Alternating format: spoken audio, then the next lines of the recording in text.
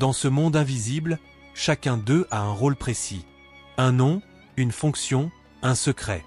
Aucun ne dépasse les limites de sa mission. Et tous œuvrent dans un ordre parfait, sans chaos, sans erreur. Certains ont des ailes immenses.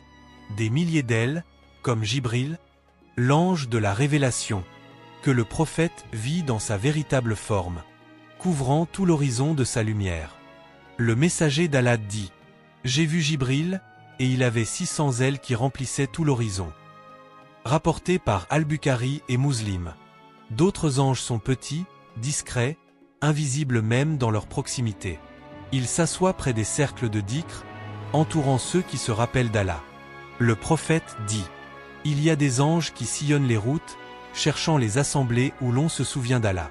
Quand ils trouvent un groupe de dhikr, ils s'asseyent avec eux et les entourent de leurs ailes jusqu'au ciel. » Rapporté par Muslim.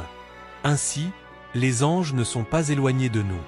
Ils vivent parmi les souffles du monde, dans les prières du croyant, dans les larmes du repentant, dans les mots de ceux qui invoquent leur Seigneur avec sincérité.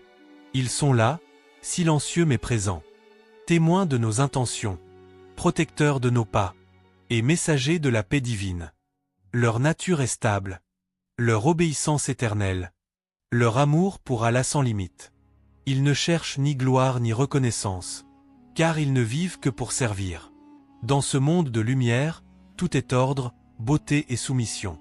Les anges sont comme des vagues de lumière, qui obéissent à la marée du décret divin.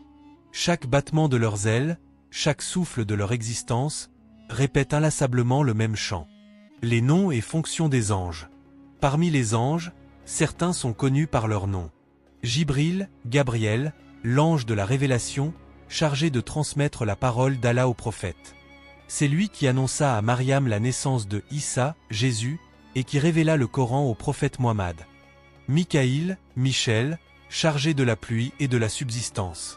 Israfil, celui qui soufflera dans la trompe, marquant la fin du monde, puis la résurrection. Malik, le gardien de l'enfer.